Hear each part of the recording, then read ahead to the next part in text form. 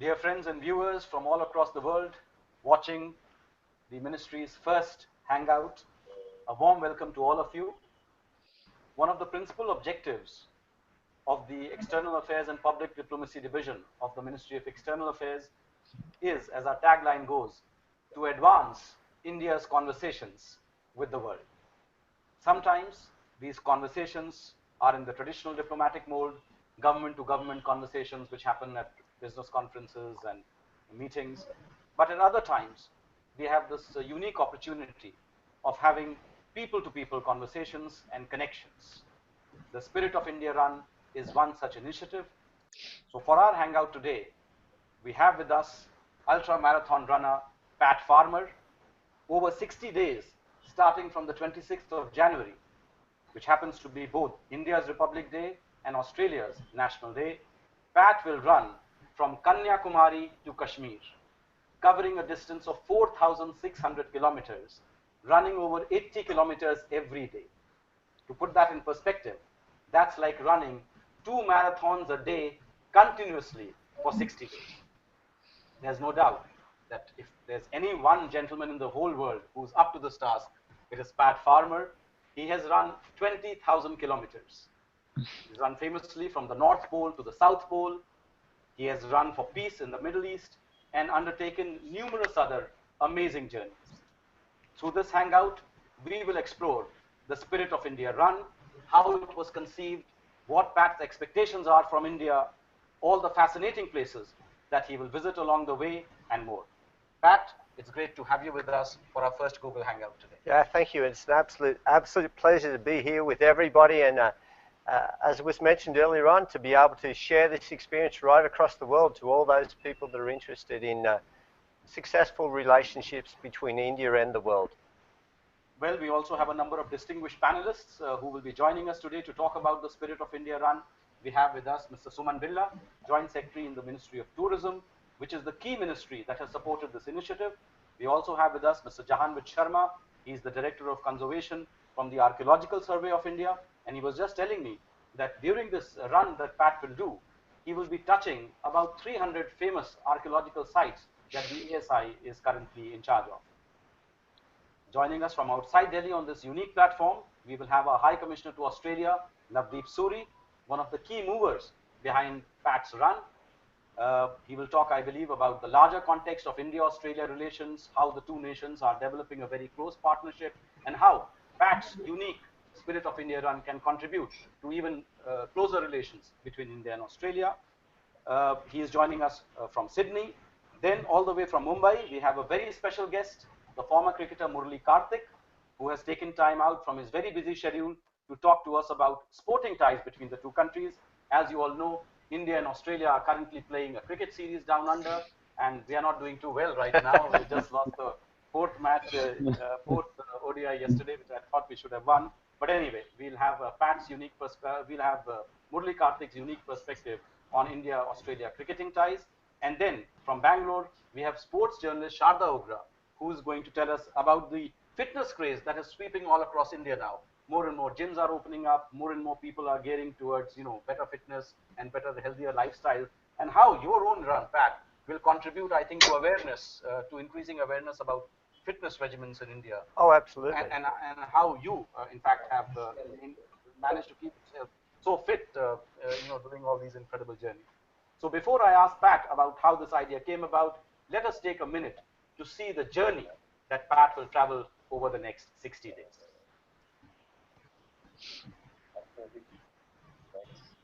So this is now the map, and I think, Suman, you want to take us over some of the places now that Pat is going to be visiting? Well, thank you. Well, the run starts at Kanyakumari and it goes all the way up to Srinagar. And along the way, there are very many interesting places of tourist importance, of historical and heritage importance that he's going to be touching. He's going to be touching Cochin, he's going to be touching Karwar, Bangalore, Mumbai, and he's going to be running through Gujarat, through Rajasthan, Udaipur, Jaipur, Agra, Delhi, and then onwards to Srinagar. So I think what we're really trying to do is to get is when Pat runs through this entire trail from the south to the north, he's going to be coming across very many of these interesting tourist and heritage destinations, which, as the people back home in Australia start looking at following Pat, they will also be sensitized to what India is all about, and it's a great way to showcase. So, Pat, the very first question that comes to mind is the obvious one. How did it all start? You know, running these 2 marathons a day and, having this incredible schedule of running all across the world from the North Pole to the South Pole. How did it all start? Well, it all began for me many years ago. As an apprentice motor mechanic, I stood on the side of the road and I saw a very famous race that was being conducted in Australia from Sydney to Melbourne, a race that went 1,000 kilometres from each capital city. And I was fascinated by this race and by the fact that human beings could run such distances. But the thing that touched my heart the most was that the man that won that race was 63 years old. His name was Cliff Young, and he was an inspiration to our nation. And from that moment on, I realized that age has got nothing to do with your strength and your intestinal fortitude, your ability and your willpower to be able to push on regardless of whatever might happen through the ages and to achieve your goal. And that every single step starts with a dream. And that man had a dream, and it was just to finish that run. But in doing so, he inspired a nation. So I want to reach out to people right across the globe and show them that it doesn't matter how young you are, how old you are, that if you can dream big dreams and then commit actions to those, then people will fall into line and support you with that. And this run is absolutely a metaphor for that. But then why did you choose India? And, and why now? Well, India, it's interesting to note that in Australia, our highest immigration from all over the world is based from India. We have just over 2% of our population are of Indian origin. And so, you've only got to watch the cricket on TV, of course, to know and understand what rivalry but camaraderie as well there is between both Australia and India, and how many people of Indian origin are there in Australia. And never was this emphasised more than when the Prime Minister himself came out to Australia and he packed out the stadium. Correct. Absolutely. I think this is a good time for us to bring in Navdeep Suri, our High Commissioner to Australia. Navdeep, a very warm welcome to you from Sydney. Thanks, Vikas. Good to see you this way, and hi, Pat. Pat and I started talking about his amazing dream project sometime around early August, and at that time, even to me, it seemed like a bit remote and in the distance. But as I saw how serious Pat was about it, I said, "Look, wait, we'll do whatever we can to help you with it." You guys from Ministry of External Affairs have been a big support. Suman and his team from tourism have been a big support. But really, the idea was, can we, through Pat's run, capture the hearts and minds of people, connect two countries through an individual who is undertaking this major enterprise? And particularly because Pat is traveling with a journalist and cameras and films and so on, can we have stories coming out every single day about the places that he's going through and his own experiences, sort of a visual of India through Pat's eyes, coming back into Australia, and of course connecting with millions of Indians. So, when you look at it from a public diplomacy standpoint, and you spoke initially about diplomacy not being just government to government, but lots of it about connecting peoples, I think Pat becomes, in that story, a very, very important connect between the two countries. No, absolutely, Navdeep. I think very well said. And nothing connects people better than culture. And as we have the Director of Conservation of ASI here with me, let's ask Jahanvij, what are the great cultural sites do you think that Pat should try to touch during his amazing Spirit of India run? Thank you, and a very good morning to all. It's an amazing initiative, Pat. Really happy running. And what I am personally very excited about is that the states that you're running through, in fact, not 300. Now I realize that 300 is only through the coastal sites. But if you look at the entire stretch that you're running, I think it's more than 1,000 sites that you're looking at. The states that you're traveling through. We have about 3,686 sites, monuments and sites across the country, of which there are 32 World Heritage sites. And I think the stretch that you're covering, you would have at least 13 or 14 World Heritage sites that you're looking at. You would be passing through Delhi, which has 3 World Heritage sites. You're passing through Agra, again 3 World Heritage sites. From Mumbai to, you have Goa. I really wish you had a small detour to Hampi or to Aurangabad. You would have seen some another very fascinating World Heritage sites, the cave architecture or the temples which are set up in a very extraordinary landscape. And one sees through your list, and you're passing through Rajasthan, which has amazing hill forts of Rajasthan, which are on the World Heritage list. You have from Gujarat to World Heritage sites again, a very extraordinary stepwell at Patan, Rani Ki Vav, and Champane Pavagadh Archaeological Park. Delhi, as I said, has 3 World Heritage sites. So you're actually looking. It's very exciting also from our point of view that when you're going through and you will be experiencing the monuments and the way these are presented, and of course with the Ministry of Tourism there are a lot of joint initiatives that we have taken in sprucing and presenting these monuments and sites for people. So your perspective of visiting these would be again very extraordinary. We would be really looking forward to the stories you would have from these places, which I think is something that we would also like to kind of cash upon. Well, and I think one of the things that is emphasised through all of that is that even though I will run from the southernmost point of India through all the way through to the northernmost point of India, there's still so much more to see. There's still so many more places. So that sense of adventure is there way beyond what the documentary can do justice to, and way beyond what I can do justice to, and that there is just still so much more to visit. You can obviously see why the tagline "Incredible India" is so apt for this place. Indeed, you're very true. Absolutely. Another huge connect between India and Australia, Pat, as you know, is cricket. Yeah. And right now, as I mentioned, we are playing this cricket series down under. And I think it's a great time for us to bring in Murli Karthik from Mumbai. Murli, can you hear us? Do you have any questions for Pat? Absolutely. Loud and clear, sir. Firstly, I would like to wish everyone, you first of all, Swarupji, Pat Farmer, thanks for being here. It's wonderful to see you. I think it's just an inspiration, actually, as a sports person. It's just mind-boggling, mind-numbing figures for me.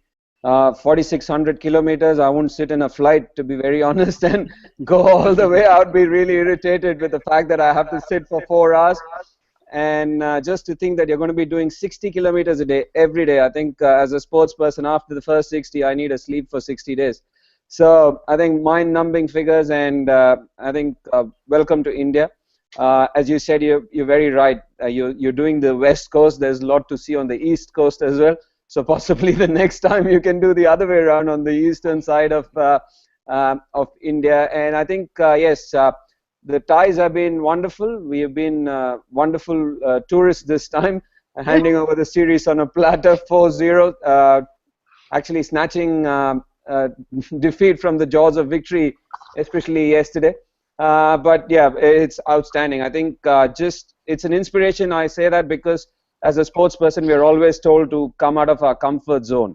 And one of the things which comes to my mind is that if you look at the former greats of the game, a few, I won't name them, some great fast bowlers have never come to India because the wickets were too hard for them to come and bowl.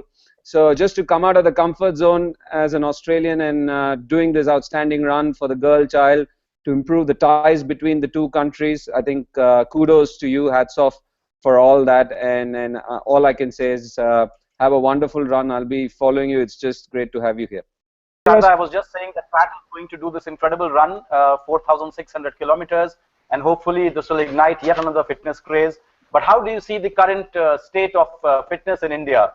What is the level of our marathon runners compared to Pat? Good morning, good afternoon, everyone. Great to be here. Vikas ji, great to have you. Great to speak with you. And to Pat Farmer, I mean, those numbers are incredible because I'm a very, very amateur runner myself. I kind of, I've run 2 10-kilometer races in my life. But I suppose as I'm well over 40, it's a sign that things can change. What we've seen over the last, say maybe the last decade, is that there has suddenly been a great interest in road running, sort of running whatever the state of our roads may be. You have these marathons, half marathons, 5K races that have suddenly mushroomed.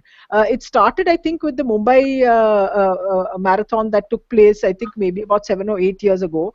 And suddenly people have realized what a great thing it is. And then we hear these large numbers, and I'm not sure whether Pat Farmer has heard about him. There's a gentleman called Fauja Singh, who is about 104, and he has run in marathons in London, and he's a very well known figure here.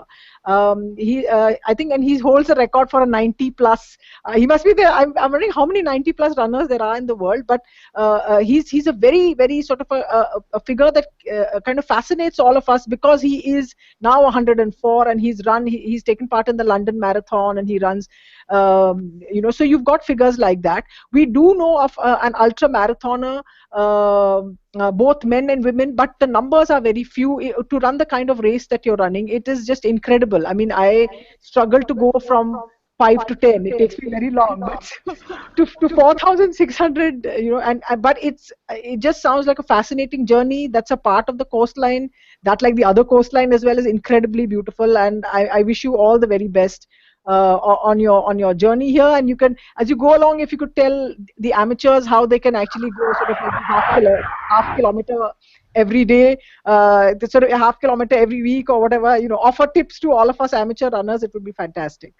Well, thank you, Shana. Shana, I think one of the greatest things about distance running, or about running in general, is that there are so many organised events around the world where you've got grandparents competing in the same event that their grandchildren are competing in, and the parents are competing in the same event together.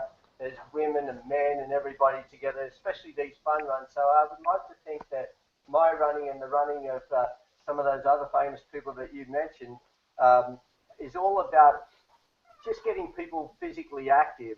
As you know, there is an epidemic right around the world as far as diabetes is concerned, and a number of health issues. So that all comes down to being active. And as we heard earlier on, whether it be cricket, soccer, whether it be football or any of the sports, it's just purely and simply about movement and about getting people out and getting them involved. And if they can have fun while they're doing it at the same time, then that serves the purpose. So I'm hoping to inspire as many people as possible to just get out there and come for a run with me, but also participate in their own lives and know and understand that they can achieve anything they set their mind to if they simply just put one foot in front of the other. Yep, very well said, Pat. And you talked about inspiration, and I believe one of the reasons why you are undertaking this run is to support the girl child in India. Oh, yes. So can you tell us a little bit about that particular initiative that you will also be focusing on as part of this run? I feel very strongly about that because I was a member of parliament for a number of years, for almost 9 years, and my portfolio was education, science and training. And I noticed during the period at that time, I had the opportunity to travel around the world and see many other places, and I found that there is not the same emphasis on girls' education in many countries as there is in back home in Australia or in some of the other places. And so for that reason, I've always said that if you educate the girl, then you educate the family. If you educate the family, then you educate the nation. Because these girls grow up to be the mothers of the families, and they are the first educators of the families. So I'm very keen to try and raise as much money as I can to try and support the girl child here in India and try and support education base for them. And I think that the government is doing a great job along those lines, and there is a great emphasis from all people throughout India to know and recognise that and to support that cause. I'm now going to open up the discussion. So any of our panelists wants to come in, any of the viewers wants to come in, most welcome. This is your opportunity to ask Pat questions that you have been wanting to ask this ultra marathon runner. And let me begin myself, Pat. How have you maintained the zeal, over the last 20 years, running every day? Well, for me, it's not about the running. It's about what the running can do for me. One, it enables me to stay fit and healthy and stay mentally focused to be able to achieve other aspects of my life. And anybody that will tell you if they're successful in business, then often they keep themselves physically active and mentally active as well. So that's one aspect of it. The second thing is it opens up incredible opportunities for me. Whoever would have thought that a young apprentice motor mechanic that grew up in the western suburbs of Sydney would find himself one day running the length of India and meeting such prestigious people as the Indian cricketers and of course some of the Bollywood stars, and without a doubt some of the politicians that I've had the opportunity to rub shoulders with. So this is what sport can do for people. Yep, absolutely. Suman, why did the Ministry of Tourism decide to support this initiative? You know, Australia is a very important market for us to engage in, and that it has always been important for us. And not many people realize that the season for Australians to travel is typically our off season. Okay, yes. So when the rest of the world travels to India during the winters, Australians and New Zealanders travel during the summers, and which is a good way for us to market ourselves. And if you look at the way the numbers from Australia are stacking up, I think there's been a significant amount of increase over the past few years. Now, I think the best way to showcase a destination in a different country is to do something like this. Somebody like Pat, who's a celebrity, who's known in Australia, runs across the country, and as he runs along and as people track where he's going and what he's watching, what he's eating, you know, what his experiences are, it sensitizes and it showcases this country to a whole lot of people in Australia. So we thought that when High Commissioner Suri came up with this idea, we thought it's a fantastic way for us to be able to showcase. It's almost like a travelogue that somebody is doing. It's like a travel writer or a travelogue person who is doing it, but he's doing it with a lot more granularity and with a lot more feel and and a grounds up approach. So we thought it's a great way to do, and therefore the Ministry of Tourism has pulled out all stops. We got all the states along the route lined up. Each and every state has come forward and to own this up and made arrangements to make Pat's run a reality. And we hope that you'll find the arrangements up to you and you'll really enjoy your run here. Yeah, thank you. Yes, Navdeep wants to come in now. Yes. Pat, in one of our early conversations, you were also talking about a heart monitor and maybe allowing the rest of the world to monitor your heartbeat and the kind of stress that your body will go through and make that information publicly available. Is that happening?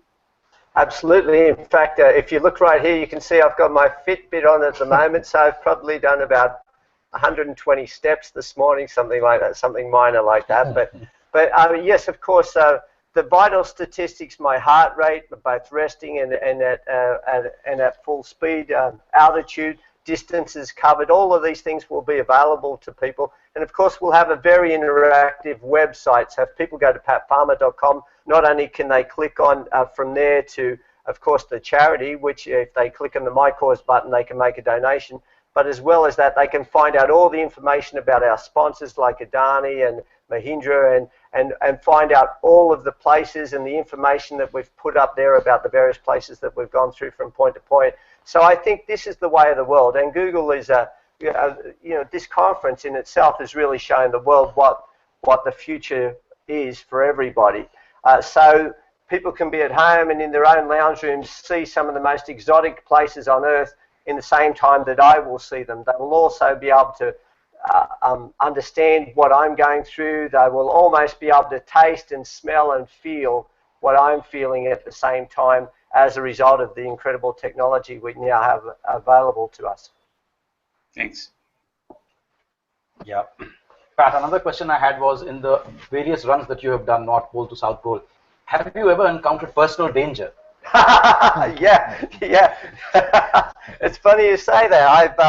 I've come across wolves, polar bears, big black bears, and very close encounters. So what's the standard operating procedure in such cases? Well, a lot of people wonder, why I can run so fast. It's because if you've got a bear chasing you, you can run. You don't have a problem.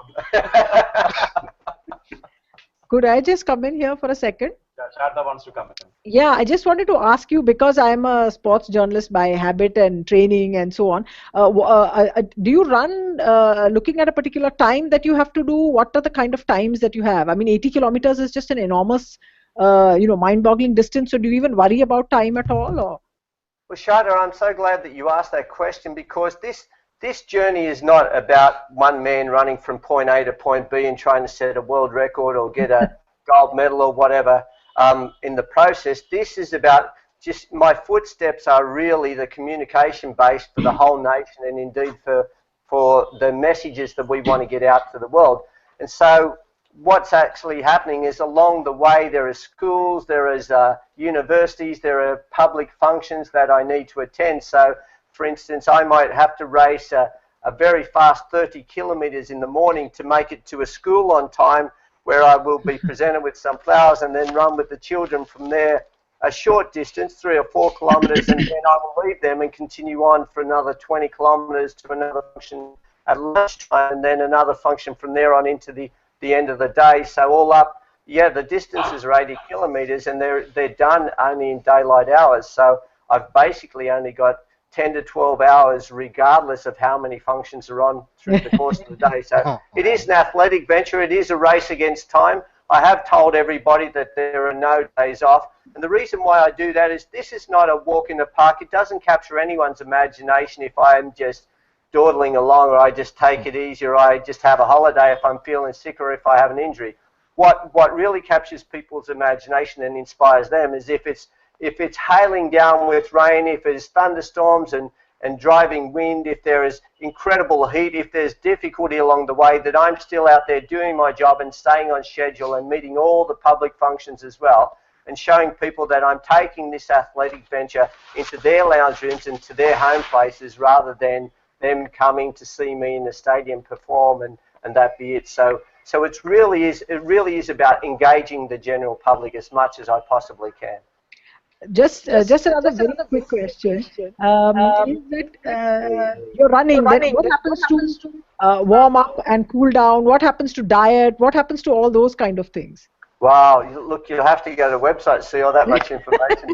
But in short, yeah, if my day starts at 6 a.m., then I would have been up since 4 a.m. I would have done some stretches. And Annapurna Sharman is the director that's going to cover this event from start to finish now. He's world-renowned, and there will be TV cameras on me from start to finish. They'll see me warm up. They'll see what I'm eating. They'll see the heartache that I go through from time to time. They'll see every single aspect of it. So all of that will be well documented, and people will be able to follow that and learn from it as well. There will be blogs where people can ask questions and I can give answers back to it from time to time.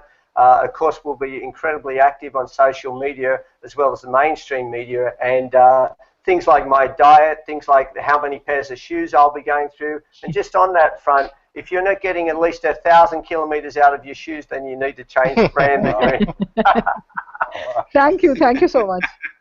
Can I ask a question here? Yes, please.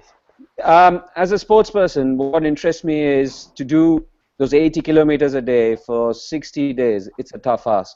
How have you prepared? Or what's your preparation like? Because it's not easy. You said that people haven't caught the imagination, or it's not going to catch the imagination. I think it's caught everyone's imagination because, as I said, the sheer numbers and how tough it is, people actually don't realize till actually you run. And Sharda mentioned it, that she wants to go from 5 to 10. It's tough. So for you to be able to do 80 kilometers a day, and as you mentioned yourself, that it is going to be a race against time. You have to maintain schedules and stuff like that.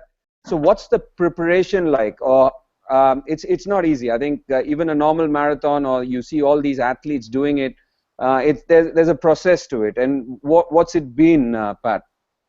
Well, can I firstly say it's an absolute honour to be, have the opportunity to speak with you. I've followed your career at length, and I think you're an absolute inspiration to all of those young kids that want to get out there and play cricket. And not only that, but you've taken that on into your personal life as well. So, and that's what I think a great sports person does, is they become role models for everybody else and an inspiration for everybody else. And it's almost, in answer to your question, it's almost trying to live up to that inspiration as well, and to that role model character, that I know that I have to train incredibly hard to be able to make sure that when it comes time for me to start, and it's early morning and I'm down at Kanyakumari and I'm about to take off, that I already see the vision in my mind of the finish line somewhere up there in Srinagar, you know, somewhere up there in the mountains. So way up in Kashmir, I'll have visions in my mind of Kashmir when I'm only taking the first step. Now, I'll also reflect on the training that I've done back home in Sydney where I live. I've raced along the beach of Bondi, which I know that you're familiar with as well. I've raced along the beach of Bondi, not far from my home, and I've raced up and down hills and mountains and steps to try and increase my stamina.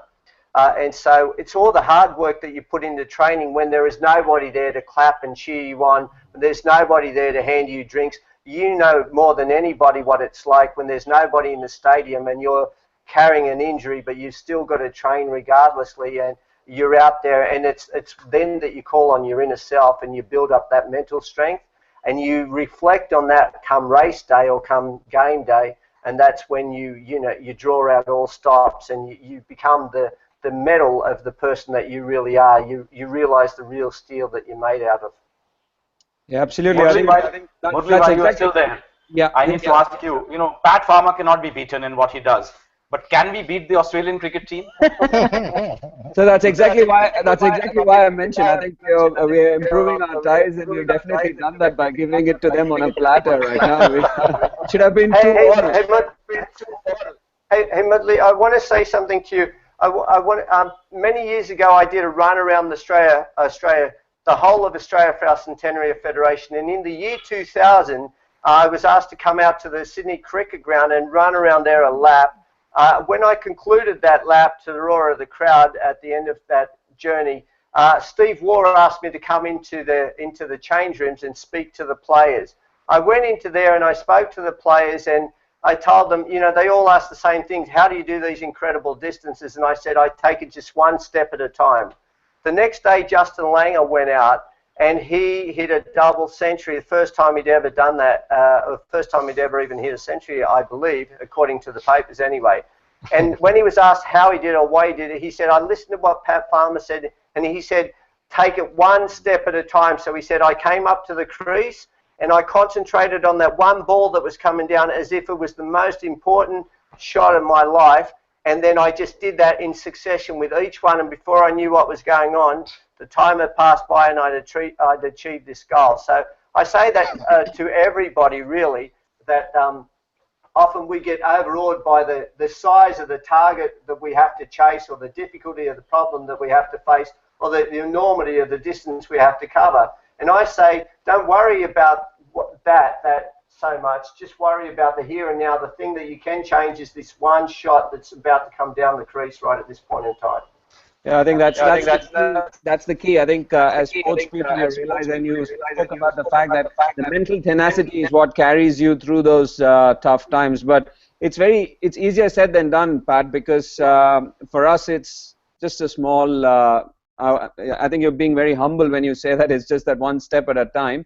But to just think of that distance and the fact that it's more than mental tenacity. I think it's sheer. I don't know what's the right word for it. Possibly Sharda can help me, because she's the person with all the different words. You're absolutely right. I think one question which I want to ask you on a lighter note is that, having run so much distances, is your fat percentage 0? Yeah. Well, let me just say, I have a lot of trouble trying to put weight on, but given the meals I've had here so far in India over the last couple of days, I don't think I'll have a problem anymore. lots of dal makhni and paneer to keep you loaded up on that. Vikas, if I can just butt in on something, I think Pat is being typically modest, but when we spoke about his training last week, he said he's running about 50 kilometers every morning. Wow. To train 50 kilometers every morning he was running to prepare himself. And Pat, if you don't mind, I can let them in on a secret. He said, I know at the end of the first week it's going to be really hard because your body will take a punishment, but you know you can go on, and that's what I will do. Thank you, Navdeep. And just before I say anything to that, I want to say this. One of the things that has been already mentioned, is that this event would not happen without the support of Navdeep Suri. So for India to have an ambassador such as he is absolutely amazing. He's an incredible patriot. He loves his country so much that he sees it as his mission to make sure that this run is a success, that this event is a success. From my point of view, that puts an enormous amount of pressure on me because I carry the hopes and the dreams of not only my own and my family, but also that of many Australians and many onlookers, and of course that of people here in India as well. So I'm acutely aware of how difficult the task will be in front of me. I know that I'm going to ache. I know it's going to be difficult and tough, but I've backed myself into a corner, and the only way out is to finish what I've started. So look, you know, what can I say? I'm inspired by the people that have supported me more than anything, and I'll reflect on them and their thoughts all the way through this. But yeah, I'm lucky I've got great people around me. I think we have somebody from the audience now also coming in.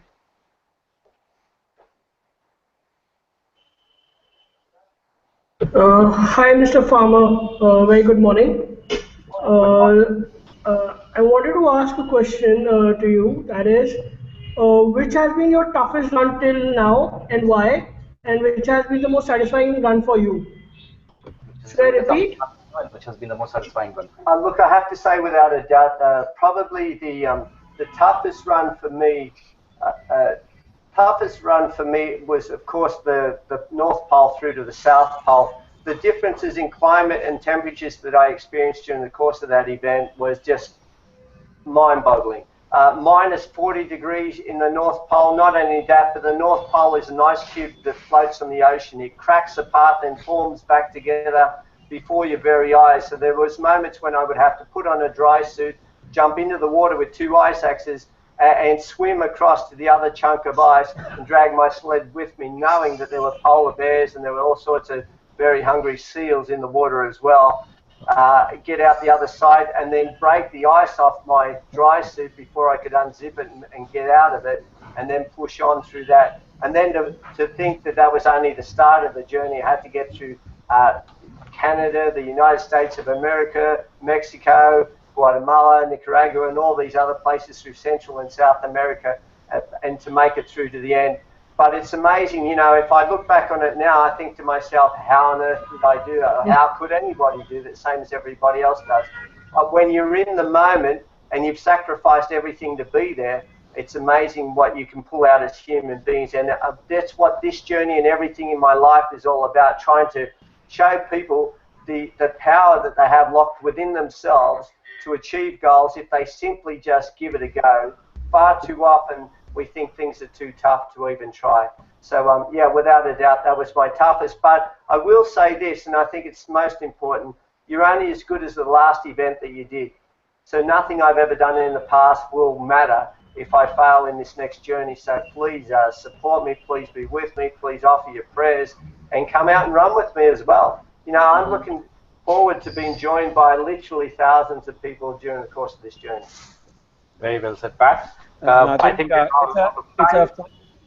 Murli, you wanted to come in, have a last word? Yeah, I want to say something, sir. One of the funniest things which I have heard, I think Pat mentioned Steve Waugh, and the fact that most of us cricketers are to be very tenacious, and Steve Waugh was known for that. He was really hard as nails, and that's the Steve Waugh we know. But you mentioned all the training we do as cricketers. We do a fitness test called the bleep test and the yo-yo test, and I can assure you that it's something which we all dread for all our mental tenacity. And there's a famous incident which happened where Steve O was asked to do the bleep test, and I think in very typical Aussie fashion, he said, "Mate, you go do the bleep test. I'll get the runs." So I feel like that. So I think something what you're doing is absolutely mind-boggling, Pat. I think my prayers are going to be with you, and hopefully, if I can run, if the opportunity presents, I'll definitely do that. All I can say is that wishing you the best. May this go from strength to strength, and may you inspire the entire generation of people like us to get out of our comfort zone and do this for everyone around us. best wishes. Great. Well, I think what is very well known now to all of us is that relations between India and Australia are far deeper than just Commonwealth, cricket, and curry. And Pat's run, I think, is going to signify that. So, Pat, as you begin your run on the 26th of January, which is India's Republic Day, Australia's National Day, you will have the support of two mighty nations, who are going to be cheering you every step of the way. We are with you as you run for the noble cause of supporting the girl child, running for the girl child. I want to thank all the panelists, Suman Billa from the Ministry of Tourism, Janvi Sharma from the Archaeological Survey of India, Murli Karthik, Sharda Ogra, Navdeep Suri, all the viewers who have watched this. And I think you will join me in telling Pat that we wish you the very best, not only in completing this 4,000-kilometer run, but in also understanding the true spirit of India. Thank you. Thank you. Thank you all. All the best. Thank you. Thank you.